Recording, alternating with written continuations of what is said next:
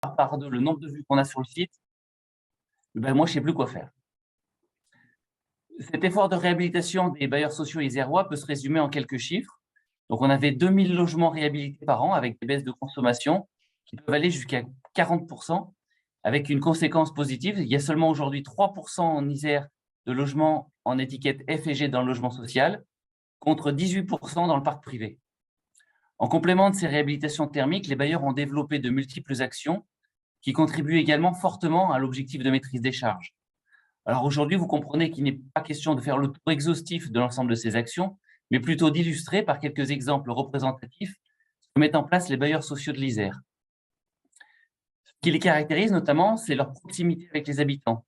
Les équipes de terrain réalisent un travail d'accompagnement et de sensibilisation des locataires, des sensibilisations aux éco-gestes, les éco-appartements témoins, les outils pédagogiques, les défis à les familles à énergie positive, appuyés par de multiples partenariats, des associations, des agences de l'énergie, du climat, les collectivités.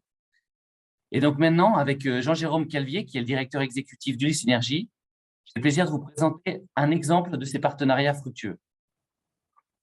Je vais commencer par une petite présentation. On va peut-être parler, tu peux passer la diapo suivante. Donc, la SDH est investie dans une démarche RSE qui est reconnue depuis 2019 avec l'atteinte du niveau exemplaire selon le référentiel AFAC 26000. Et cette démarche d'amélioration continue, elle invite la SDH à explorer des champs de performance économique, la sobriété énergétique et les comportements sociétaux. Les équipes ont assez vite constaté que l'efficacité des améliorations thermiques était limitée par le comportement des habitants. Les mauvaises aérations, le bouchage des ventilations, les mauvais réglages des températures, etc. Donc la question, c'était alors comment sensibiliser efficacement les locataires aux gestes éco-responsables et leur permettre de faire des économies. C'est cette question qui est devenue d'autant plus prégnante aujourd'hui avec la hausse des cours de l'énergie. Bonjour Jean-Jérôme. Bonjour. Est-ce que vous pouvez nous présenter la Ulysse Énergie? Oui, bonjour à toutes et à tous. Merci de l'invitation. Donc, Ulysse Énergie est une association conventionnée entreprise d'insertion par la direction du travail en Isère et qui est spécialisée depuis plus de 10 ans dans l'accompagnement de ménages en précarité énergétique. Cet accompagnement est réalisé par des salariés qui sont eux-mêmes en parcours d'insertion professionnelle, qui sont formés, accompagnés dans l'emploi et qui proposent différents types de dispositifs, dont Solénie qui effectivement est le premier accompagnement qu'on a développé pour faire les diagnostics sociotechniques des usages de l'eau et de l'énergie dans les logements. On a développé aussi des ateliers en partenariat avec des bailleurs sociaux. Et puis en 2020, on s'est effectivement retrouvé avec la SDH pendant la période du confinement pour inventer un nouveau dispositif d'accompagnement à distance pour un certain nombre de locataires. Voilà. Et donc oui, quand on s'est rapproché en 2020 pour créer le MOOC locataire en transition, on souhaitait à travers cette opération que les locataires puissent acquérir les gestes éco-responsables. Mais par définition, un geste éco-responsable, ça signifie agir en responsabilité, c'est-à-dire comprendre, prendre conscience et agir volontairement. Donc l'objectif, c'était que le locataire il comprenne sa consommation d'énergie et le fonctionnement des équipements et son logement, et qu'il trouve les moyens d'agir. Donc avec ce MOOC, les foyers peuvent devenir acteurs de leur transition énergétique et écologique. Et puis, c'est toujours mieux de le rappeler, mais ce service était entièrement gratuit pour le locataire. Et il s'inscrit dans la tradition d'innovation de la SDH. Il poursuit un engagement d'aller vers le locataire, de l'accompagner. Et avec ce MOOC, la SDH a trouvé une alternative aux animations collectives qu'on avait en pied d'immeuble ou en porte-à-porte, ou ce qu'on avait avec le camping-car de la SDH, le SDH mobile, qui malgré tout, ils montrent leurs limites en termes d'attractivité. Donc le partenariat avec Ulysse Énergie s'est construit dans un esprit gagnant-gagnant, afin que chacun puisse y trouver son intérêt. D'ailleurs, Jean-Jérôme, pour vous, qu'est-ce que ça a apporté? Alors pour nous, c'était une nouvelle palette dans les dispositifs que portait l'association. La première, c'est de poursuivre effectivement notre mission, qui est le projet social de la structure de lutte contre la fracture énergétique. Le deuxième qui nous importe au même ordre, c'est effectivement le développement des différents champs de compétences des conseillers énergie qui sont en parcours d'insertion, qui ont des contrats d'insertion, afin de développer leur employabilité. Et puis, on fournira quelques chiffres dans les diapos suivantes, c'était d'ancrer le partenariat historique qu'on avait effectivement avec la SDH, puisqu'on coopérait ensemble depuis 2013, notamment sur la thématique au départ de la gestion des charges liées à l'eau. Et puis voilà, on est bien dans l'idée de contribuer effectivement à l'innovation sociale au global et à l'enrichir effectivement par une mise en œuvre d'actions concrètes à distance. Donc, sur les différents thèmes qu'on a abordés, hein, la SDH a choisi, on a proposé différentes campagnes hein, en fonction des territoires, et réalisé des différents travaux. Le MOOC, lui, il aborde 4 thèmes. Et puis, il y avait le premier thème qui était les économies d'énergie, naturellement, Jean-Jérôme. Oui, tout à fait. Donc, l'idée, là, c'est lors de 8 rendez-vous en fait, téléphoniques qu'on cale avec les locataires. Chaque rendez-vous étant d'une durée d'environ 30 minutes par semaine. L'idée, c'est d'être interactif, effectivement, avec les ménages et de leur proposer plusieurs petits challenges sur la meilleure maîtrise, notamment de leur chauffage, hein, pour effectivement qu'ils puissent s'engager sur une meilleure, par exemple, régulation, une meilleure gestion des absences et des nuits. On travaille aussi beaucoup l'électricité spécifique, hein, tout ce qui est lié à l'éclairage, tout ce qui est lié au poste froid, tout ce qui est lié à la cuisson, tout ce qui est lié à l'électroménager, au multimédia, et puis des petits challenges aussi très efficaces sur tout ce qui concerne l'eau froide et tout ce qui concerne l'eau chaude sanitaire. La SDH a choisi aussi d'aborder le tri des déchets en évoquant les 5 flux de déchets, les ordures ménagères, le tri sélectif, les encombrants, les déchets alimentaires et le recyclage du verre. Ces rencontres, elles permettent aussi de rappeler une série de bonnes pratiques hein, sur l'entretien du logement, le fonctionnement des équipements, les différents services offerts par les entreprises en contrat et l'ensemble des moyens de communication avec les SDH, le téléphone, le courriel, le chat, les extranets locataires, etc. L'objectif, c'est de rendre le locataire, comme je l'ai dit tout à l'heure, autonome et responsable. Et donc, les équipes de SDH, elles en profitent aussi pour vérifier avec le locataire les éléments de sécurité de son logement. Donc, après 2 années de fonctionnement en plein Covid, on peut réaliser déjà un premier bilan. Cette opération, elle a été lauréate à l'Innov et a bénéficié du Fonds social de l'innovation par la CG2LS. On avait 84 locataires qui sont inscrits auprès du Lys Énergie hein, depuis 2020. On en a 38 seulement qui ont abandonné suite au premier contact. Il y a 15 MOOC qui n'ont pas abouti, c'est-à-dire qu'ils se sont arrêtés avant le 4e rendez-vous. Et 22 MOOC qui, eux, ont abouti. Ils sont poursuivis donc après le 4e. Jean-Jérôme, vous nous expliquerez pourquoi on parle du 4e, hein, d'ailleurs, justement. Et puis, 9 MOOC sont encore en cours et on a une nouvelle campagne qui vient d'être lancée. Jean-Jérôme, pour vous, pour Ulysse, qu'est-ce qu'il y avait aussi comme élément positif?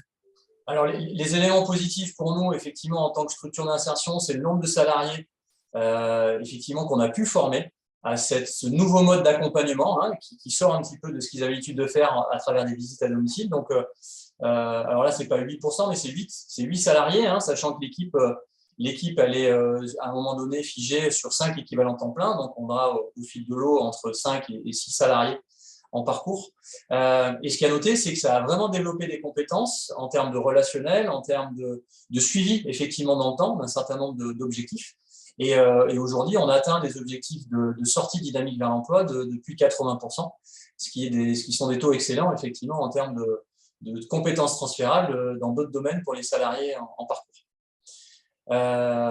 Par rapport au MOOC, effectivement, on en aboutit. L'idée, comme je vous le disais, on essaye d'avoir 8 rendez-vous téléphoniques. Donc, si effectivement on voit que le locataire, entre guillemets, s'épuise un petit peu dans la durée et qui souhaite effectivement arrêter en cours de route, on commun accord, effectivement, à la moitié en fait du programme, on décide de ne pas poursuivre. C'est pas considéré comme un échec, c'est simplement de se dire à un moment donné, voilà, on a de manière tout à fait consensuelle décidé que voilà, on avait entre guillemets atteint les objectifs et qu'on n'avait pas besoin d'aller plus en détail sur certains sujets. Voilà. Et donc, ces résultats, ils sont positifs hein, pour Ulysse Énergie, aussi pour la SDH, qui nous invite à poursuivre les efforts. Les équipes du MOOC, elles affinent à chaque fois chaque campagne et on affine les pratiques et on se professionnalise les dispositifs pour les rendre à chaque fois plus efficaces. Donc, on espère pouvoir faire encore de nombreuses campagnes. Merci Jean-Jérôme Callier de m'avoir accompagné sur ce MOOC. Après, On va passer maintenant à la seconde présentation. Au-delà de la seule préoccupation énergétique et écologique, le pouvoir d'achat des locataires, il est depuis longtemps une préoccupation des bailleurs sociaux. Les bailleurs agissent notamment par des actions concrètes comme le repérage et le traitement des situations de précarité énergétique des locataires, les démarches d'achat groupé d'énergie, la réalisation de comparatifs qui favorisent des tarifs compétitifs et donc des économies, et les démarches d'autoconsommation collective. On vous propose maintenant de faire un zoom sur 2 démarches représentatives de ce qui se fait chez les bailleurs sociaux isérois. On accueille maintenant Perrine Jolivet, chef de projet proximité chez Actif, et Audrey Chembry, qui est directrice innovation stratégie communication à Alpes Isère Habitat. Merci Guillaume. Bonjour à tous.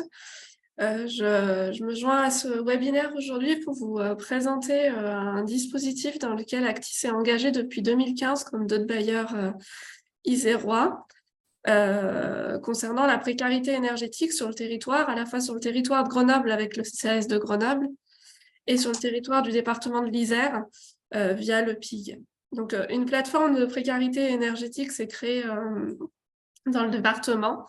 Au niveau du CCAS, ils sont devenus SLIM, c'est Service local d'intervention à la maîtrise de l'énergie, c'est un label national. Pour vulgariser et faire assez simple, les 4 grandes étapes de ce dispositif, c'est tout d'abord le repérage, qui est un des grands enjeux pour le fonctionnement de ce dispositif. Donc repérer les ménages qui se retrouvent en situation de précarité énergétique, qu'ils en soient conscients ou non d'ailleurs. Et les orienter vers le réseau de prescripteurs. Donc, ça peut être au travers de GEG, les travailleurs sociaux, donc directement le CCAS parfois, les bailleurs, la DIL ou d'autres partenaires.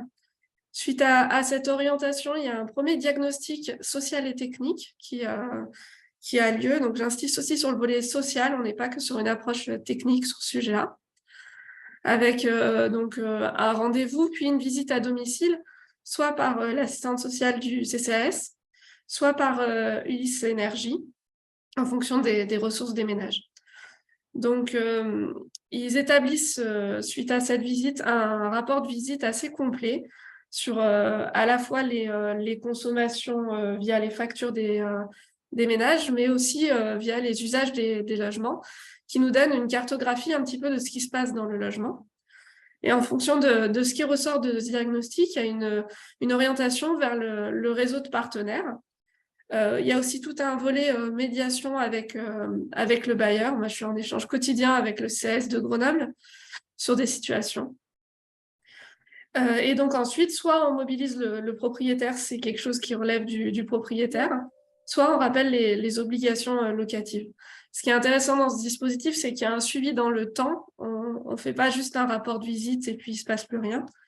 Derrière, les assistantes sociales continuent à recevoir régulièrement le locataire pour voir aussi bien côté médiation bailleur si tout se passe bien et si les choses avancent, et si eux, ils ont pu changer les habitudes au sein de leur logement.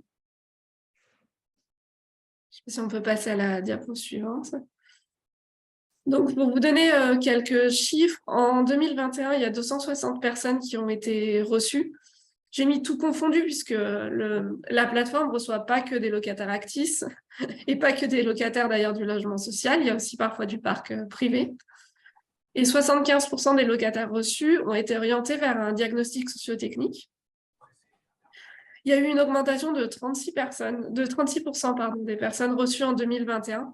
On voit qu'il y a de plus en plus de besoins, dont 54% dans le parc public. Donc, on voit aussi qu'il y a quand même une forme d'équilibre entre le parc public et le parc privé, et que ces problématiques-là, elles touchent bien évidemment pas que le parc public. Les grands objectifs de ces diagnostics, c'est sensibiliser les locataires aux économies d'énergie et les accompagner dans leur maîtrise de leur consommation et du coup de leur facture d'énergie. Lors de ces visites, ils installent des matériaux économes dans les logements, des mousseurs, un certain nombre de petits matériels qui peuvent permettre de faire des économies. Ça peut permettre aussi d'effectuer des petits travaux de confort thermique et les orienter vers d'autres dispositifs d'aide ou d'intervention. J'ai insisté tout à l'heure sur le volet social des visites. on n'est pas que sur l'énergie, on essaye de traiter un petit peu les difficultés des ménages dans leur globalité. On les accompagne dans leur démarche et on les soutient s'il y a besoin d'actions de médiation. Donc, comme vous le voyez sur la diapo, il y a un grand réseau de partenaires pour accompagner les ménages et un vrai comité de pilotage autour de ça qui permet de faire le lien entre les différentes structures. Si on peut passer la diapo suivante. Les atouts pour le bailleur, il y a des coûts évités, donc des frais liés aux impayés ou les retards de loyer ou les charges. C'est un vrai partenariat fort qu'on a avec le CAS dans l'accompagnement des ménages face aux difficultés de paiement du loyer ou des charges. Je m'excuse, j'ai ma voix qui brille un peu, je suis un peu malade. Sur le volet gestion du patrimoine, ça nous permet de repérer et prévenir le vieillissement prématuré du bâti lié à un mauvais usage. On se rend compte parfois que des bâtiments qu'on pensait corrects côté bailleur, en raison de mauvais usages à l'intérieur du logement, il y a certains logements qui se sont dégradés très très vite. Et les bailleurs, on n'est pas tous les jours au domicile de nos locataires. Donc, il y a une vraie plus-value sur ces visites à domicile par Ulysse ou le CCAS pour soulever un certain nombre de problématiques. Et donc, accompagner aussi avant, pendant et après la réhabilitation. Parce qu'on s'est rendu compte qu'on a beaucoup de ménages qui se retrouvent en situation de précarité énergétique post-réhabilitation. Donc, côté bailleur, on se dit, c'est bien, on a réhabilité nos logements, tout va bien se passer. Mais non, parce que la réhabilitation, elle peut nécessiter des changements d'habitude et d'usage. Et certains ménages se retrouvent en situation de précarité énergétique suite à ces réhabilitations qui auraient dû leur apporter un réel confort. Et sur le volet lien social, on a un tiers neutre, ici le CCAS, pour le repérage et la relation de proximité qui permet de mettre du lien parfois entre le bailleur et le locataire. Améliorer la qualité de vie du locataire et l'aider à s'approprier son logement. Le volet médiation que j'ai déjà évoqué et l'accès aux droits.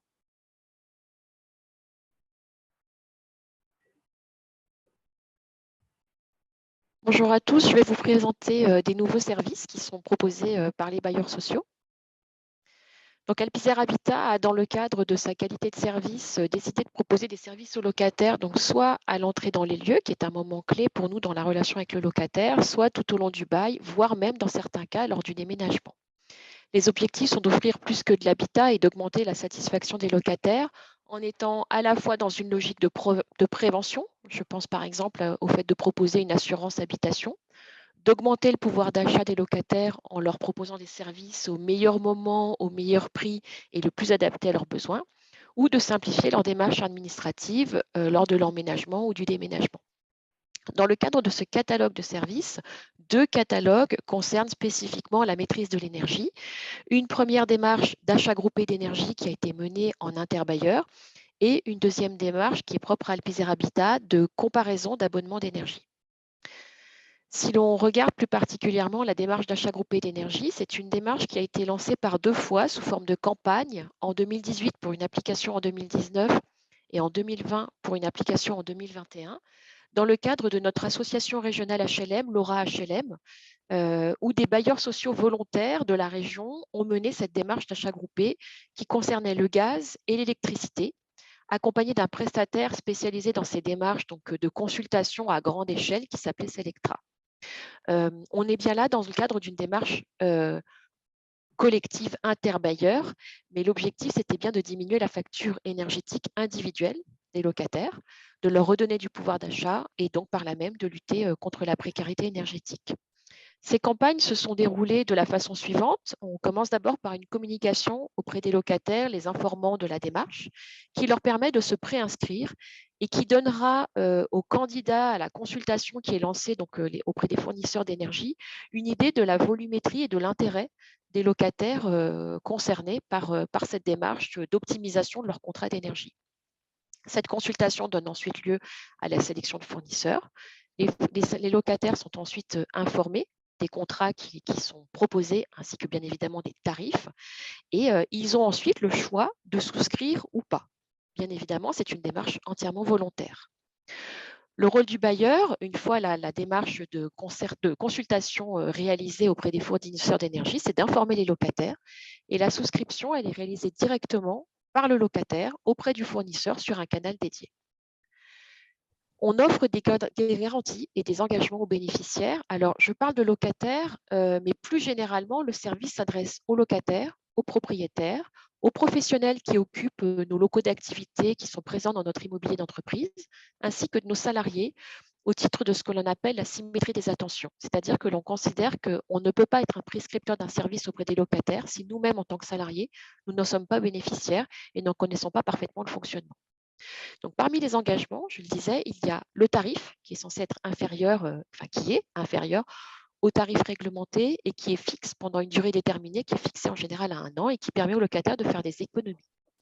Des prestations identiques, il n'y a pas de rupture de service en cas de souscription, pas d'engagement de durée pour le locataire, pas de démarche de changement d'abonnement, c'est entièrement pris en charge par le fournisseur d'énergie. Le service est bien entendu, et ça a été le cas sur les autres services précédemment présentés par mes collègues, sont entièrement gratuits pour le locataire. La souscription peut être soit téléphonique, soit digitale. Il y a un service dédié auprès du comparateur d'énergie. Et en général, systématiquement, on leur propose le choix entre une offre classique et une offre verte. L'offre classique étant plus intéressante économiquement que l'offre verte. Le bilan sur ces 2 campagnes est le suivant.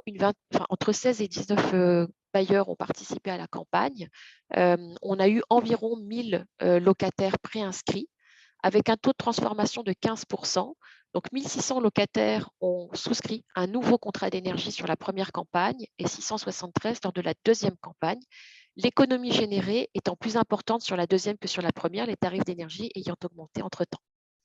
Et un élément intéressant à noter, c'est que bien qu'économiquement moins intéressantes, les offres vertes ont malgré tout été assez plébiscitées de la part des locataires puisque près de 40% ont fait le choix de souscrire une énergie verte.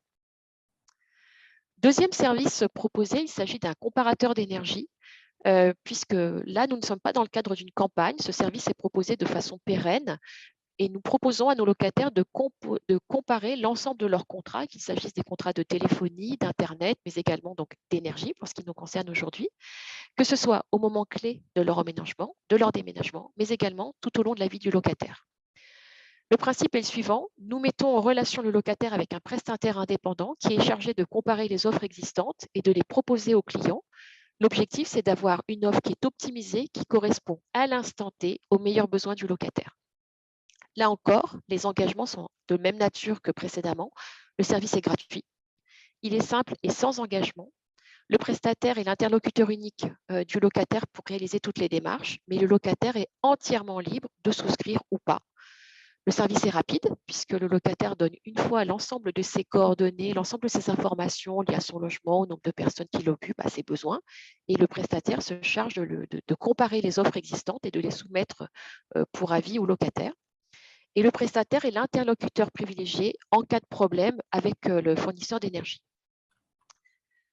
Ce service existe chez nous depuis le mois de janvier, donc les chiffres que je vais vous donner couvrent la première partie de l'année jusqu'au mois d'octobre.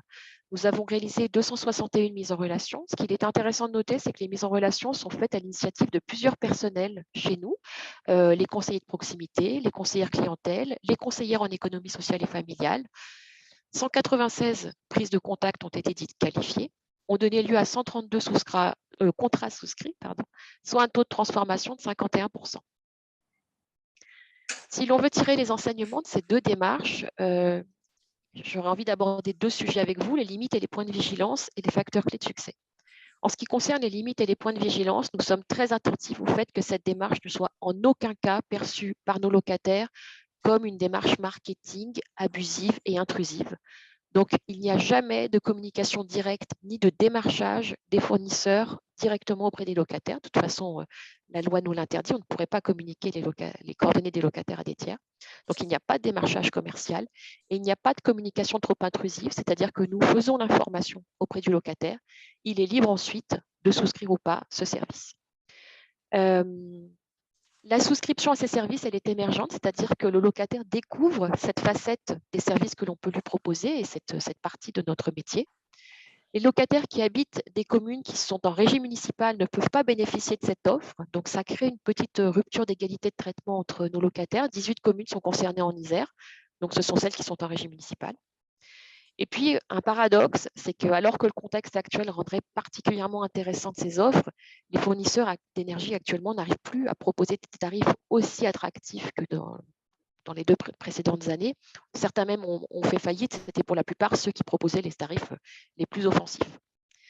Dans les facteurs clés de succès auxquels nous sommes particulièrement attachés, il y a la gratuité. Ça, on l'a dit à de nombreuses reprises. Il est important pour nous que ces services soient mis à disposition gratuitement pour le locataire.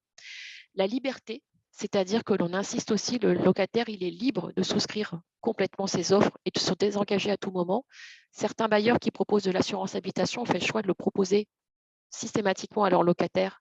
Ce n'est pas notre cas. C'est une démarche libre et consentie et qui se fait directement entre le locataire et le fournisseur. La démarche est simple aussi. On tient à ce que les parcours d'inscription et de souscription soient simples. On est très vigilant au parcours client. L'accessibilité, le parcours, comme je vous l'ai dit tout à l'heure, se fait soit par téléphone, soit par Internet. Il n'est pas question que la fracture numérique soit un frein à la souscription à ce type de service. Et sur le comparateur de contrats, nous proposons même 7 langues différentes de souscription. Et puis le choix, le locataire a toujours le choix entre plusieurs offres. Voilà, il peut comparer des offres. Donc pour nous, l'ensemble de ces services témoigne de l'attention particulière qui est donnée aux locataires et elle est particulièrement appréciée par les locataires qui en bénéficient. Et on voit que progressivement, les locataires se familiarisent avec ce type de démarche et deviennent de plus en plus souscripteurs. Merci Perrine, merci Audrey. Et donc pour la prochaine intervention, vous allez découvrir la montée en compétences des bailleurs isérois sur les questions énergétiques. Ils n'ont pas attendu la crise pour créer de nouveaux métiers et embaucher depuis 10 ans de nouveaux professionnels, par exemple des chargés de mission énergie, des économes de flux, véritables virtuoses des contrats énergétiques. Ils travaillent pour optimiser les consommations énergétiques des bâtiments et limiter les impacts sur les quittances de loyer. Je vous propose donc d'écouter maintenant Karine Renard, responsable patrimoine à Pluralis, et Anthony Vincent, responsable maintenance à Alpes Isère Habitat. C'est à vous.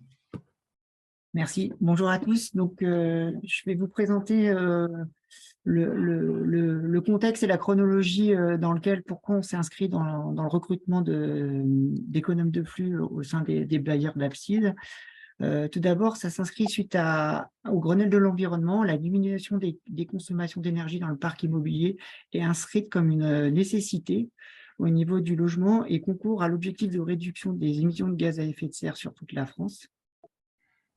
Le parc immobilier représente à peu près 20% à cette époque des émissions de gaz à effet de serre. En 2010, les institutions comme l'ADEME et plusieurs régions de France soutiennent le recrutement des techniciens de ce type de questions sur l'énergie. Et donc, le poste d'économe de flux répond à ces enjeux de transition énergétique. Les premiers recrutements chez les bailleurs ont lieu entre 2010 et 2014 et se sont complétés jusqu'à nos jours, puisque désormais ces emplois sont pérennes et permettent d'instaurer une véritable culture de sobriété énergétique. Et on voit bien qu'à l'heure où aujourd'hui on parle de plus en plus de cette sobriété énergétique, les bailleurs n'ont pas attendu 2022 pour se mettre dans cet ordre de marche. Alors, je prends le relais. Donc, effectivement, ces postes sont apparus chez les bailleurs dans les années 2010, pour la plupart. C'est des métiers, les gens ont des formations spécifiques au niveau de l'énergie, de la thermique du bâtiment. D'abord, axé beaucoup sur les axes du coup métiers techniques avec l'accompagnement au montage d'opérations, c'est-à-dire tout ce qui va être en amont d'un choix constructif, d'une réhabilitation pour que le montage, la réalisation se passe au mieux et réponde aux attentes des programmes. L'accompagnement des réceptions des systèmes, beaucoup de temps passé là-dessus. En fait, ça reste un vrai sujet. C'est-à-dire aujourd'hui, on passe encore beaucoup de temps sur le fait de réceptionner un équipement qui soit réglé comme il doit être réglé pour bien fonctionner. Ça peut paraître étonnant, mais il y a toujours ce travail-là qui est nécessaire aujourd'hui. Bien sûr, le suivi des performances énergétiques, ça a demandé plus de structuration puisque du coup, récupération des données, organisation propre à chacun des organismes pour pouvoir le mettre en œuvre. Et puis, bien sûr, la question de la sensibilisation à l'énergie. Sur ces différents axes, les bailleurs ont travaillé de concert avec différentes associations, en particulier sur ces aspects techniques au démarrage, donc les associations, les points info énergie, qui étaient l'ALEC et la GEDEN, autour de 2 axes, la sensibilisation locataire, donc des animations spécifiques lors de réception, pour expliquer en fait les fonctionnements des systèmes qui étaient à disposition dans les logements, de l'accompagnement technique pour monter en compétences aussi. On a développé tous des partenariats avec différents organismes. Alors là, on a cité en particulier l'INES, qui est en fait l'Institut national de l'énergie solaire et Texol, qui est un bureau d'études qui travaille aussi sur le solaire. Pourquoi ces partenariats? En fait, il faut savoir qu'une installation solaire thermique, par exemple, ou une pompe à chaleur aujourd'hui, on peut l'installer, mais si on ne la suit pas, on ne sait finalement pas si elle fonctionne ou pas, et donc on ne sait pas si les investissements qui ont été faits sont au rendez-vous, et sur les économies qui étaient attendues pour les locataires, si effectivement on a bien ce qu'on attendait. Donc, typiquement, en fait, ces partenariats-là ont permis de mettre en œuvre tout un système de suivi en lien avec les exploitants, qui a permis de réduire le coût de maintenance des installations, mais qui permet aussi de savoir si ça fonctionne ou pas, et ça marche très bien aujourd'hui, puisque globalement, l'ensemble des installations fonctionnent. Quand il y en a une qui ne marche pas, on le sait, et ça nous permet d'intervenir de façon très ciblée. D'autres actions, on parlait du suivi, on insiste beaucoup là-dessus, parce que finalement, ça a dénoué pas mal de problématiques. On a mis en place un suivi mensuel pendant la saison de chauffe, en lien effectivement avec les exploitants, avec les relevés de compteurs qu'on pouvait avoir. Juste le fait de mettre en place ce suivi et de le dire à nos exploitants, ça a permis de faire une réduction directe la première année de 27 € en moyenne par logement par an. Alors, ça peut paraître pas énorme, mais on parle juste d'un contrôle. Donc, on voit bien la nécessité de pouvoir discuter avec ces professionnels, de pouvoir questionner quand quelque chose dérive. Et puis, le déploiement de systèmes de pilotage à distance, là, qui vont encore plus loin, sur lesquels les exploitants s'engagent à diminuer concrètement la consommation de chauffage. Et là, sur ces déploiements-là, on observe dès la première année de déploiement une économie moyenne de 100 € par logement concernés par la mise en place de ces dispositifs-là. Donc là, on parle simplement d'une amélioration de pilotage. Donc tout ça, c'est des actions qui sont à mener dans le cadre des différents partenariats et qui sont à inscrire dans la durée, évidemment, pour qu'ils puissent porter leurs fruits. Et c'est la création de ces métiers spécifiques et la montée en compétences des bailleurs qui permet d'aller aujourd'hui sur ce type de sujet. Donc, pour aller plus loin dans la coordination entre les différents bailleurs, Apsys a même créé un groupe énergie qui permet de rassembler l'ensemble des économes de flux au sein de ce groupe, avec des relations avec l'ALEC et la GEDEN, pour co-construire des outils d'aide à la décision, des outils de formation en lien avec des associations locales, du coup, et également de l'information, de partage de données, ce que disait tout à l'heure Karine. La mise en œuvre de réhabilitation performante sur notre parc a permis également donc un suivi plus précis. On peut voir dans l'illustration un exemple de mutualisation de résultats au sein d'Apsys. Depuis 2014, c'est des opérations que l'on suit sur 1 ou 2 ans, et donc un objectif de renouveler ces suivis énergétiques. Et on voit bien la tendance depuis 2014 qui est à la baisse, avec un objectif de niveau BBC rénovation qui était à 96 kWh par mètre carré pour ce type de parc. Et on a ce même suivi qui existe aussi pour le neuf, avec des objectifs qui se rapprochent aussi du niveau BBC et maintenant sur la RE 2020. Le partage de ces bonnes pratiques, les nouvelles technologies, l'optimisation des systèmes, ça permet vraiment à tous nos économes de flux et aux organismes de monter en compétences. Et on voit au fil des années donc des économies globales qui sont enregistrées entre avant rénovation et après rénovation, une moyenne d'économie qui est de l'ordre de 30 à 40%. Donc les enjeux, hein, il y en a toujours et je pense qu'en fait, on est dans un cycle qui est amené à se poursuivre. L'énergie est un enjeu pour différentes raisons.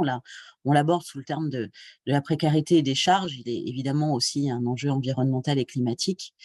Et ça tombe bien, en fait, tout ça va dans le même sens et les actions qu'on met en œuvre d'un côté permettent en général d'axer aussi sur l'aspect charge.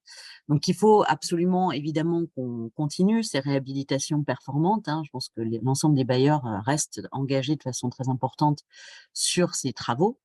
Mettre en œuvre au fil de l'eau des travaux d'économie d'énergie. Là, on a parlé spécifiquement des réhabilitations, mais il faut savoir qu'il y a aussi, de façon permanente, dans le cadre de l'entretien courant, de l'amélioration. On va améliorer les fenêtres, on va améliorer un système de chauffage, voilà, de façon plus ponctuelle. On travaille, alors on l'a présenté, hein, Audrey l'a présenté par rapport aux locataires, ce qui avait pu être proposé. Mais les bailleurs, entre eux, en fonction de leur fonctionnement, travaillent aujourd'hui aussi à des groupements de commandes d'énergie, c'est-à-dire qu'on se rassemble à plusieurs organismes pour pouvoir présenter un volume d'achat plus important et que ce volume d'achat permette d'avoir un prix plus intéressant au niveau des démarches, même si aujourd'hui, l'achat d'énergie reste une problématique centrale et très prégnante au vu des très fortes augmentations et de la non-application d'une partie de la protection tarifaire qui a pu être déployée sur certains de nos systèmes de chauffage. On continue évidemment à déployer le suivi, hein. Je pense que j'ai insisté sur la présentation, la diapo précédente. Il est vraiment important de regarder les résultats réels, il est important de qualifier notre travail, il est important de questionner quand les résultats ne sont pas en rendez-vous pour comprendre et puis améliorer notre façon de faire et puis aussi garantir les résultats qu'on peut attendre. Anthony. Donc, on peut également souligner des bénéfices en interne au niveau des bailleurs. L'accompagnement que ça génère accru des économes de flux sur les projets qu'on peut mettre en place. C'est également un accompagnement des conseillères économiques et sociales et familiales. Quand elles ont des questions, c'est des gens qui sont référents chez nous, qui peuvent répondre et aider à passer des informations, à expliquer le fonctionnement d'une chaufferie, du fonctionnement de l'eau chaude et de toutes les charges qui sont calculées en fonction des dépenses énergétiques. On est aussi sollicité lorsqu'il y a des demandes de chèque énergie en partenariat avec nos fournisseurs. On a connu récemment en 2022 la mise en place des boucliers tarifaires, ce qui a nécessité pour nos économes de flux un travail de mobilisation et de renseignement des plateformes du ministère pour pouvoir répondre aux demandes de mise en place des boucliers. C'est une acculturation pour l'ensemble de nos collaborateurs et de nos résidents. Ils sont présents à des rencontres locataires et avec leur niveau d'expert à ce niveau-là, ils peuvent vraiment apporter une touche et une explication plus appliquée pour nos résidents. Enfin, l'évolution, on la suit, on la présente. On vous a illustré avec quelques images de ce qu'on peut présenter à des locataires quand on fait des économies sur avant et après travaux. Et l'objectif, c'est vraiment d'être transparent en comparant des consommations énergétiques, là où le suivi financier des consommations est beaucoup plus compliqué actuellement avec les évolutions du coût de l'énergie.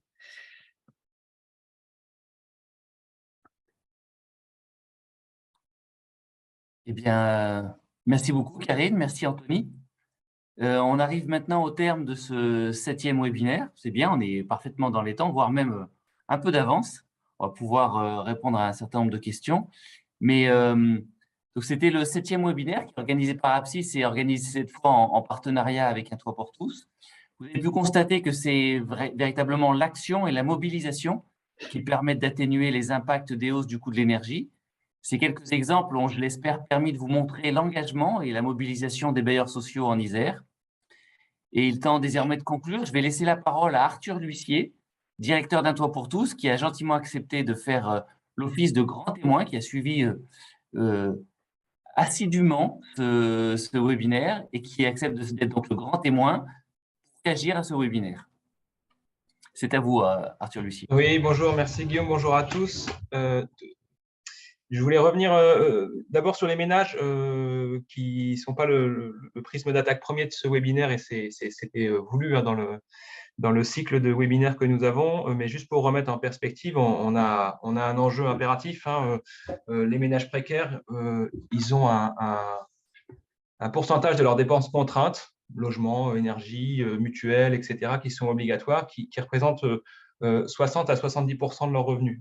Donc évidemment, dès lors qu'on va voir évoluer ces postes-là et qu'on va avoir un impact à la hausse sur les coûts de la mutuelle, par exemple, ou de la santé, ou de l'énergie, ça va avoir un impact considérable pour l'ensemble des ménages français, mais particulièrement pour ces ménages-là qui vont voir encore un peu grignoter la faible part de leurs revenus qui peut leur rester une fois qu'ils ont payé toutes leurs dépenses contraintes.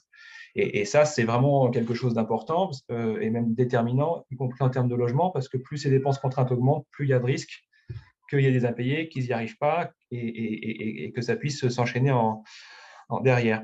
C'est une tendance qui se croise aussi avec l'évolution mais dans le temps, de la typologie des ménages. On a de plus en plus de personnes qui vivent seules, et des personnes qui vivent seules, elles ont un abonnement d'énergie qu'elles partagent seules, alors qu'avant, elles le partageaient en famille.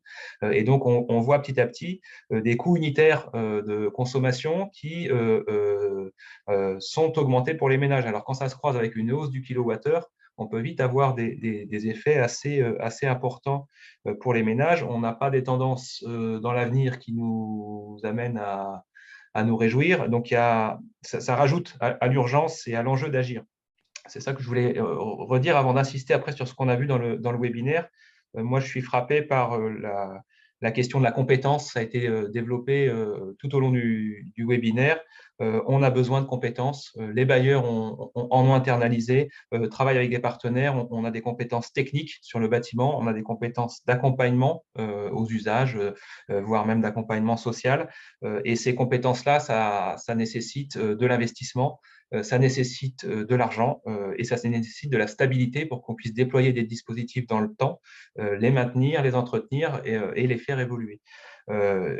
Et c'est là où ça nous ramène à quelque chose de primordial, c'est qu'on ait bien des niveaux d'aide publique qui suivent sur ces questions d'investissement pour qu'on puisse faire fonctionner tout ça. Je donne des exemples très concrets. Nous, on fait aussi de la réhabilitation de logements. On a des logements où le poste chauffage, c'est-à-dire pour équiper le logement en chauffage avec une chaudière à condensation et des radiateurs, le poste autour de 4 à 5 000 euros sur un logement, il a pris 30% sur les quelques derniers mois. Parce que le matériel coûte plus cher, la main-d'œuvre coûte plus cher, et donc il va falloir dans l'opération intégrer ce surcoût si on veut maintenir un chauffage performant et donc avoir des charges très faibles pour le ménage. Bon, quand en face, les aides au logement, pour l'instant, qu'on nous donne pour produire du logement social sont stables, on voit bien que les difficultés sont devant nous pour pouvoir faire ces investissements.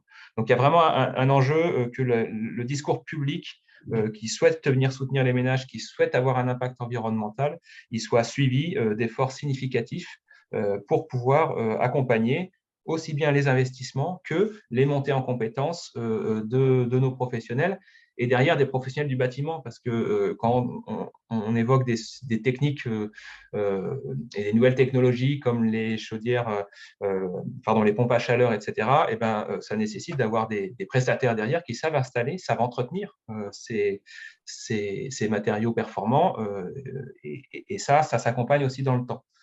Donc, il y a vraiment des enjeux. Je redonne encore des exemples après sur l'usage, parce que vous voyez qu'on parle de l'expertise des professionnels, il y a l'expertise des usagers et comment on les accompagne à ça. Nous, ça nous est arrivé de nombreuses fois d'avoir des usagers qui nous disent qu'ils ont des factures d'énergie ou de l'humidité dans leur logement alors qu'on vient de livrer un logement réhabilité quasiment neuf, niveau BBC, et que vous avez assez vite de la moisissure dans la salle de bain. Bon, une visite s'impose, qu'est-ce qu'on peut voir? Une VMC bouchée avec peu importe le système qu'ils ont trouvé, parce que ça faisait trop de bruit ou ils n'étaient pas habitués à utiliser une VMC. On voit bien que là-dessus, on peut avoir derrière des problématiques assez importantes. Une autre dame qui nous dit « Moi, j'ai un logement tout neuf et j'ai des dépenses d'énergie extrêmement fortes. » Et puis on regarde, et puis effectivement, son chauffage est bien réglé, enfin les collègues se rendent sur place. Et on a convenu avec la dame qu'on allait mettre des capteurs dans son logement pour essayer de comprendre ce qui se passait. Donc on met des clés USB qui captent la température, et l'analyse de ces clés-là ont permis de montrer que la dame, tout simplement, elle laissait la fenêtre ouverte pour que son chat puisse rentrer et sortir toute la journée, et qu'elle n'avait pas fait le lien entre ça et ses factures d'énergie, parce que son chauffage était bien réglé, elle faisait attention à tout un tas de choses. Voilà, bon, des choses toutes bêtes, hein, mais on voit bien que nos ménages les plus précaires, pour une partie, au-delà de toute l'expertise qu'on peut mettre au niveau de technique, il faut qu'on puisse être sûr de les accompagner en proximité. C'est le sens des actions qui ont été portées aujourd'hui et qu'il faut pouvoir maintenir. Donc moi, je suis vraiment frappé par cette notion d'expertise qu'il faut accompagner. Et quand on parle d'une filière énergie, une filière économie d'énergie, une filière réhabilitation en France, il faut vraiment qu'on mette le paquet là-dessus, parce que toutes les expériences qui vous ont été présentées aujourd'hui, ça prend énormément de temps pour intégrer la compétence, le déployer et aboutir à des résultats qui, à long terme, produisent, à mon avis, et j'en suis convaincu, moi, des économies.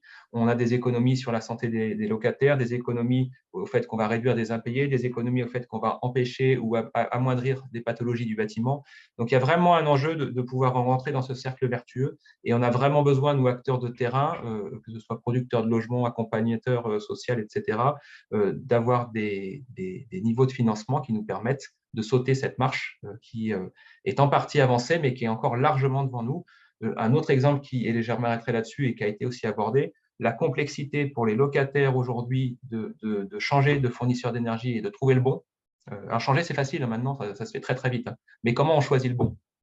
Comment on choisit le bon et comment on ne se trompe pas, comment on ne se fait pas appâter par une offre qui en fait ne correspond pas à notre besoin et qui a 70 000 petites lignes en bas et qui vont faire que dans l'indexation et l'évolution après 3 mois, ça va être potentiellement catastrophique. Là, on est en face de quelque chose de très complexe. Enfin, je le dis même pour moi, c'est extrêmement complexe. Alors, pour un ménage précaire qui est sur d'autres problématiques en ce moment, qui a peu de temps à y consacrer, etc., on est vraiment en face de problématiques importantes et d'où le sujet qui est pris à bras-le-corps par les bailleurs sur ces éléments. Donc voilà, donc les nouvelles sont bonnes parce qu'on voit qu'il y a beaucoup de gens qui s'en préoccupent et les témoignages aujourd'hui sont très satisfaisants, mais moi j'ai envie d'alerter sur la nécessité de pouvoir démultiplier, maintenir ces actions-là dans le temps, parce que les enjeux et les marches à franchir devant nous dans les prochains mois ou prochaines années sont peut-être beaucoup plus hautes que celles qu'on a déjà avancées jusqu'à maintenant. Bien, merci beaucoup, Arthur. C'était vraiment passionnant comme retour. Et si je devais retenir qu'une seule phrase, c'était notamment d'aller chercher à simplifier la complexité finalement de ces enjeux énergétiques, et que nous sommes tous acteurs autour de la table aujourd'hui à travailler justement sur cette simplification, faciliter la compréhension de ces enjeux énergétiques et aider les uns et les autres à mieux les comprendre. On a la chance d'avoir un petit peu de temps. Ce que je vous propose, il y a quelques questions qui ont été posées sur le chat. Je vais les prendre une par une et puis parmi les intervenants, s'il y en a un qui souhaite répondre, qu'il ouvre tout de suite sa caméra et il prendra la réponse.